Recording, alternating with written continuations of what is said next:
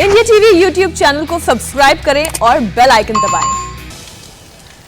और अब शुरू होने जा रहा है चुनाव धमाका। ब्रेकिंग न्यूज का तूफान। आज बंगाल में चौथे चरण के चुनाव प्रचार के अंतिम दिन कहां मचा बवाल।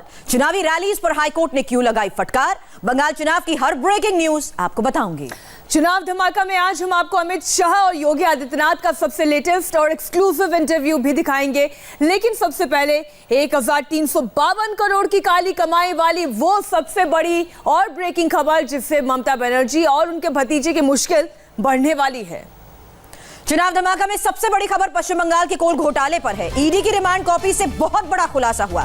जांच की आंच ममता बनर्जी उनके भतीजे अभिषेक बनर्जी तक पहुंच रही है। ईडी के मुताबिक अनूप मांझी कोल घोटाले का किंग पिन है। उसके विनय मिश्रा से बेहद करीबी रिश्ते हैं। विनय मिश्रा टीएमसी का यूथ लीडर और अभिषेक बनर्जी का करीबी। ईडी की रिमांड कॉपी में अभिषेक बनर्जी, उनकी पत्नी रुजिरा बनर्जी, उनकी साली के अकाउंट में पैसे डाले जाने के भी आरोप हैं। ईडी के मुताबिक 2 साल में अनूप मांझी ने 1352 करोड़ की कमाई की है और यह पैसा लंदन और थाईलैंड भेजा गया। इस लेन देन का जरिया था बांकुड़ा का इंस्पेक्टर अशोक मिश्रा, जो विनय मिश्रा और अनूप मांझी के बीच का ब्रिज का काम करता था। मार्च से सितंबर 2020 के बीच कार्टन में भरकर करोड़ों रुपए आए। आपको बताते हैं कि ईडी के मुताबिक कैसे बंगाल के कोयला घोटाले में काली कमाई अभिषेक और रुजिरा तक पहुंची। अनूप मांझी घोटाले का किंगपिन है। इससे पैसा नीरज सिंह तक पहुंचा, जो अनूप मांझी का अकाउंटेंट है। नीरज सिंह से पैसा अशोक मिश्रा तक गया, जो बांकुड़ा थाने का इंस्पेक्टर है। और अशोक मिश्रा की भूमिका काले धन के कलेक्शन में अहम है, जो विनय मिश्रा से जुड़ा हुआ है। विनय मिश्रा टीएमसी का यूथ लीडर है और अभिषेक बनर्जी का करीबी है। विनय मिश्रा से घोटाले का पैसा अभिषेक बनर्जी और उनकी पत्नी रुजिरा बनर्जी तक पहुंचा। ईडी ने अनूप मांझी और उसके अकाउंटेंट नीरज सिंह की काली कमाई के कई वाउचर्स भी बरामद किए हैं, जिससे बड़ा खुलासा हुआ। ईडी के मुताबिक 9 जून से 26 सितंबर 2020 के बीच अशोक मिश्रा को 168 करोड़ दिए गए। अशोक मिश्रा ने विनय मिश्रा के कहने पर 1 से 1.5 करोड़ दिल्ली भी भेजे थे। ईडी के हाथ 10-10 करोड़ के 2 वाउचर लगे हैं, जो इंस्पेक्टर अशोक मिश्रा को दिए गए। चुनाव धमाका में दूसरी बड़ी खबर कोलकाता से आ रही है। कोलकाता में मिथुन चक्रवर्ती का रोड शो रद्द होने पर हंगामा मच गया। बीजेपी के कार्यकर्ताओं ने थाने का घेराव कर दिया, नारेबाजी की गई और खूब बवाल मचाया। बीजेपी कार्यकर्ताओं और पुलिस के बीच इस दौरान झड़प भी हो गई। बीजेपी ने आरोप लगाया कि वोट बैंक खिसकता देखकर टीएमसी डर गई है। उसने प्रशासन के मिली भगत से रोड शो को कैंसिल करा दिया। बेहाला वेस्ट से बांग्ला फिल्मों की सुपरस्टार श्रावंती चटर्जी और बेहाला ईस्ट से एक्ट्रेस पायल सरकार बीजेपी की उम्मीदवार हैं। इन दोनों के शहर में मिथुन चक्रवर्ती का रोड शो होने वाला था। हंगामे के वक्त इंडिया टीवी रिपोर्टर अमित पालित भी मौके पर मौजूद थे। उनकी एक रिपोर्ट देखिए। 10 तारीख को पोलिंग होनी है, उससे पहले आज आखिरी दिन है प्रचार का। और ऐसे में जब बेहाला वेस्ट से बीजेपी की प्रत्याशी श्रावंती चटर्जी को नहीं मिला रोड शो करने के लिए, अचानक कैंसिल कर दिया गया रोड शो, तो उसके बाद आप देख सकते हैं कि थाने के बाहर भीड़ जमा है। श्रावंती अंदर गई है और यहाँ पर कोशिश ये हो रही है कि आखिरकार पता किया जाए क्या हो रहा है। तो आप देख सकते हैं कि आखिरी दिन यहाँ पर थोड़ी बहुत पुलिस के साथ देखो झड़प भी हो रही है। पुलिस के साथ यहाँ पर झड़प हो रही है। जो कैमरा या फिर जो यहाँ पर बीजेपी के समर्थक है वो अंदर जाना चाहते हैं, जानने के लिए उनको पुलिस यहाँ पर देखिए लगातार अंदर से कैसे खदेड़ रही है और दरवाजा बंद किया जा रहा है, उनको अंदर नहीं जाने दिया जा रहा है। तो ये प्रचार का आखिरी दिन और आप देख सकते हैं कि किस तरह से यहाँ पर एक कैंडिडेट को नहीं मौका मिला और यहाँ पर जो गुस्से में है बीजेपी कार्यकर्ता वो नारेबाजी कर रहे हैं और दरवाजे पर आप देख सकते हैं कि हाथ भी मार रहे हैं। बेहाला वेस्ट सीट से टीएमसी के दिग्गज पार्था चैटर्जी चुनाव लड़ रहे हैं और उनके मुकाबले बीजेपी ने बांग्ला फिल्मों की सुपरस्टार श्रावंती चैटर्जी को उतारा है। श्रावंती चैटर्जी ने आरोप लगाया है कि पार्था चैटर्जी उनकी लोकप्रियता से डर गए हैं। अभी मेरे साथ बेहाला पश्चिम से जो बीजेपी की कैंडिडेट हैं और मशहूर अभिनेत्री हैं बांग्ला सिनेमा की श्रावंती चैटर्जी हैं। आज उनको रोड शो करना था लेकिन परमिशन नहीं मिला। अच्छा, क्या हुआ मैडम? परमिशन नहीं मिला, वही तो जानने के लिए कोशिश कर रहे हैं हम लोग। सब कुछ डिसाइडेड था, सब कुछ प्लानिंग था। अचानक से बोल रहे हैं कि मिथुन नहीं आ पाएंगे, यहाँ पर रोड शो नहीं होगा। ऐसा क्यों, वही जानना है, क्योंकि ये डर किसका है आप लोगों को समझ में आ रहा है। अच्छा बताइए, रात को 8 बजे आपको पता लगता है, पहले से परमिशन मिला होता, अचानक ही हुआ है ऐसा, वही तो हम जानना चाहेंगे। आपको लगता है कि क्या डर गए आपके पॉपुलैरिटी से यहाँ पर? हाँ ऑफ कोर्स डर ही गए हैं, इसीलिए किसी को मतलब जो भी कोई बड़ा नेता आने के लिए यहाँ पर कोशिश कर रहे हैं, उन लोगों को स्टॉप कर रहे हैं पुलिस। आपको लगता है पार्थो चैटर्जी जो खुद इतने हेवीवेट हैं आपसे डर रहे हैं? वही तो देख रहे हैं। श्रावंती चैटर्जी की तरह पायल सरकार ने भी टीएमसी को खूब खरी खोटी सुनाई और ममता सरकार पर आरोपों की झड़ी लगा दी। क्या हो गया था, क्योंकि बहुत झमेला भी हुआ, बहुत हंगामा हुआ? एक्चुअली हम सब बहुत एक्सपेक्टेशन के साथ थे कि मिठुंदा आएंगे यहाँ पे एक बड़ा सा आज, क्योंकि आज आखिरी दिन है कैंपेन का, तो एक बहुत ही अच्छा सा एक रोड शो होने वाला था। एंड मिठुंदा से मेरी बात भी हुई, he was ready since morning, लेकिन वो कुछ परमिशन का जब हमें परमिशन नहीं मिला, तो परमिशन जब 2 दिन पहले 48 आवर्स पहले अप्लाई किया जाता है तो वैसे ही अप्लाई किया गया था, but still we didn't get it. तो ये मुझे बहुत सरप्राइजिंग लग रहा है कि अगर सब प्रोटोकॉल्स मेंटेन करने के बाद भी परमिशन क्यों नहीं मिला, क्या प्रॉब्लम है? एक रोड शो ही तो करना था। देखिए, रोड शो बंद कर सकते, मेरा कैंपेन तो नहीं बंद कर सकते। लोग हम तक नहीं पहुंच पाएंगे, हम पहुंच जाएंगे। पायल सरकार ने जो कहा था वो करके भी दिखाया। रोड शो कैंसिल हुआ तो पायल सरकार ने डोर टू डोर जनसंपर्क शुरू कर दिया। पायल के समर्थकों ने जमकर नारेबाजी की और घर घर जाकर चुनाव प्रचार भी किया। बेहला में मिथुन का रोड शो कैंसिल हो गया तो वो टॉलीगंज पहुंचे, जहां से बीजेपी सांसद बाबुल सुप्रियो उम्मीदवार हैं। टॉलीगंज से मिथुन चक्रवर्ती ने बेहला का रोड शो रद्द होने पर ममता पर बड़ा हमला बोला। कोথায় দেখেছেন? Where did you see? कहाँ देखा आपने कि हमारी तरफ से किधर भी कोई इतनी सी भी बात है जो हिंसा पैदा करे? ये सब तो उस तरफ से आ रहा है, तो लॉ एंड ऑर्डर का प्रॉब्लम किधर है हमारी तरफ से? बट हमको जानना है क्या कॉज क्या है कि आप कैंसिल कर रहे हैं? सर, ये बहुत दुख की बात है कि हमारे प्रेसिडेंट के ऊपर आप आघात कर रहे हो। फिर भी हम 29 तक सर झुका के खड़े रहेंगे।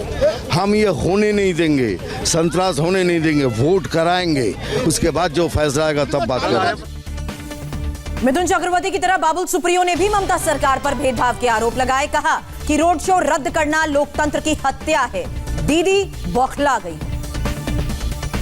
बहुत ही शर्मनाक बात है और ये दिखाती है कि दीदी बौखला गई है और ये वायलेंस के जरिए जो हमेशा उन्होंने किया है, डेमोक्रेसी की हत्या, वो करने की कोशिश कर रही है। ये भी यहाँ पे भी इन्होंने बंद करने की कोशिश की, परमिशन नहीं दिया, लेकिन हमने टॉलीवुड के जो टेक्नीशियंस के ऊपर जो दहशत फैलाते हैं, अरूप विश्वास के भाई स्वरूप विश्वास, उसके खिलाफ लड़ने के लिए दादा यहाँ पे आए। बेहला का रोड शो भले ही कैंसिल हो गया, मिथुन चक्रवर्ती ने टॉलीगंज में रोड शो किया। मिथुन चक्रवर्ती के साथ लोकल कैंडिडेट बाबुल सुप्रियो भी रथ पर सवार थे। चुनावी रैली पर नकेल की खबर के बीच अमित शाह ने बंगाल चुनाव पर एक चौंकाने वाला दावा किया। शाह ने कहा कि बंगाल में बहुत बड़ा अंडरकरंट चल रहा है और बीजेपी की सीटों का आंकड़ा 200 की संख्या को भी पार कर सकता है। इंडिया टीवी से एक्सक्लूसिव बातचीत में अमित शाह ने इस अंडरकरंट की वजह भी बताई। वोटर किस मुद्दे पर ममता से सबसे ज्यादा है नाराज, कौन सा मुद्दा बंगाल में बीजेपी की सरकार बना सकता है, ये सारे फैक्टर अमित शाह ने गिनाए। आज आप शहरी इलाके में भी थे, ग्रामीण इलाके में भी, दोनों जगह पे समान रिस्पांस मिल रहा है, दोनों जगह पॉजिटिव रिस्पांस मिल रहा है। मुझे लगता है जब परिणाम आएगा तो शायद मैंने जो 200 से ज्यादा वाला आंकड़ा का है वो भी कम पड़ेगा। इस प्रकार का अभी तो माहौल दिख रहा है। ये सवाल मैं सर इसलिए पूछ रहा था, कुछ पॉलिटिकल एनालिस्ट ये कहते हैं ग्रामीण बंगाल में बीजेपी बहुत अच्छा कर रही है, लेकिन शहरी बंगाल में शायद टीएमसी अच्छा कर रहे हैं। नहीं, आज आप थे, मानो हावड़ा मध्य पूरा शहरी सीट है, मगर अच्छा वातावरण है, मुझे तो कोई फर्क नहीं दिखता। सर, एक चीज अंडर करेंट बंगाल में वो दिख रहा है क्या इस बार, कि उसको लेके जिससे बहुत कुछ जो सर्वे लोग कर रहे हैं वो रीड नहीं कर पा रहे हो शायद? नहीं, बहुत बड़ा अंडर करंट है। देखिए, कलकत्ते के अंदर रहने वाला भी नागरिक ये चिंता में है कि घुसपैठ न रुकी तो अल्टीमेटली 10 साल के बाद कलकत्ता की भी स्थिति क्या होगी। और ये अंडर करंट जो चल रहा है कि घुसपैठ इसलिए हो रही है क्योंकि घुसपैठियों को वोट बैंक के रूप से देखा जा रहा है। राजनीतिक स्वार्थ के कारण घुसपैठ को बढ़ावा दिया जा रहा है। इंडिया टीवी से एक्सक्लूसिव बातचीत में अमित शाह ने ममता के चंडी पाठ पर भी सवाल उठाया। शाह ने कहा कि मंदिर जाने में ममता ने बहुत देर कर दी। ममता चुनाव जीतने के लिए तरह तरह के हथकंडे अपना रही है, लेकिन वोटर के सामने उनकी चाल नहीं चलने वाली। बंगाल की राजनीति में अपीजमेंट शब्द का बहुत ज्यादा इस्तेमाल हुआ था, लेकिन अब देखें तो यहाँ के मुख्यमंत्री अपना गोता बता रही हैं, मंत्र पढ़ रही हैं। कैसे देखते हैं इसे? देखिए, मंदिर जाना, मंत्र पढ़ना एक बात है और वोट बैंक की राजनीति करना अलग बात है। अभी भी वो माइनॉरिटी को, मुस्लिम वोटर्स को माइक में से अपील कर रही है कि साहब एकजुट होकर मेरे साथ आइए। मैं नहीं मानता है लोकतांत्रिक तरीका है। और अब मंदिर जाने से कुछ नहीं होने वाला, बहुत देर हो चुकी है। यहाँ जिस प्रकार से तुष्टीकरण हुआ, आप दुर्गा विसर्जन करने के लिए कोर्ट से परमिशन लेनी पड़ती है, सरस्वती पूजा स्कूलों में बंद कर दी गई, तो एक बहुत गुस्से का माहौल है। ये किसी भी प्रकार की नेगेटिव बातों के करने के अलावा अब तृणमूल कांग्रेस के पास कोई कैंपेन बाकी नहीं बचा है। अमित शाह की तरह योगी आदित्यनाथ ने भी ममता बनर्जी के चंडी पाठ पर सवाल उठाए। योगी ने ममता को इशारों में एक्सीडेंटल हिंदू करार दे दिया और कहा कि जनता असली और नकली हिंदू का फर्क पहचानती है। नकली हिंदू बनने वालों को चुनाव में वोट नहीं मिलने वाला। पब्लिक नेता की छवि को दोनों देखता है कि वास्तविक जीवन में क्या है और चुनावी जीवन में क्या है। अगर आप वास्तविक हिंदू हैं तो हिंदू आपको हिंदू मानेगा, अगर एक्सीडेंटल हिंदू है तो हिंदू हिंदू नहीं मानेगा, और उसकी स्थिति वही हो जाती है ना घर की ना घाट के। तो इसलिए बहुत सारे लोग हैं जो चुनावों के समय में हिंदू बनने का प्रयास करते हैं, तो उनकी स्थिति वही होती है ना घर के ना घाट के होते हैं। और स्वामी विवेकानंद ने भी इस बात का हम सबको आह्वान किया था कि गर्व से कहो हम हिंदू हैं। एक हिंदू होना मेरे लिए गर्व का विषय होना चाहिए, लज्जा का विषय नहीं। लज्जित वे हों जिन्होंने मत और मजहब की आड़ में, धर्म की आड़ में निर्दोषों का कत्लेआम किया है। योगी बंगाल के चुनावी दौरे पर हैं, लेकिन उन्होंने उत्तर प्रदेश की माफिया पर नकेल कस रखी है। इंडिया टीवी से एक्सक्लूसिव बातचीत में योगी ने माफिया मुख्तार अंसारी को लेकर बड़ा बयान दिया। योगी ने कहा कि मुख्तार अपने कुकर्मों की वजह से जेल में है। पहले वो सरकार के साथ सत्ता चलाता था, लेकिन अब उनकी सरकार मुख्तार के पीड़ितों को न्याय दिलाएगी। जेल के अंदर उसके कृत्यों ने उसे पहुंचाया है। जिस सरकार ने के साथ मिलकर के उस सत्ता का संचालन कर रहा था, उस सरकार में ही उसे न्यायालय ने जेल भेजा।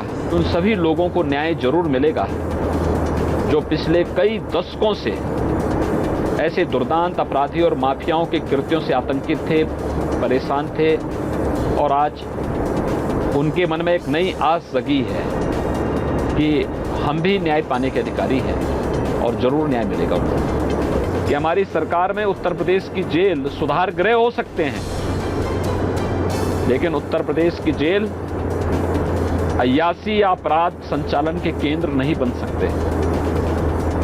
और जिन लोगों ने जेलों को अपराध संचालन के केंद्र बना दिए थे, वही लोग भयभीत हो रहे हैं। बंगाल में बीजेपी नेताओं की रैलीज और रोड शो को रोकने के लिए ममता लाख कोशिशें कर रही हैं, लेकिन बीजेपी रुक नहीं रही। बीजेपी के दिग्गजों ने आज कहां-कहां रैलियां और रोड शो किए, आपको दिखाएंगे पूरी तस्वीर एक ब्रेक के बाद। नमस्ते, मैं हूं मीनाक्षी जोशी। वीडियो और खबरों से अपडेट रहने के लिए India TV YouTube channel subscribe करें, बेल आइकन दबाना ना भूलें। जुड़े रहें इंडिया टीवी के साथ।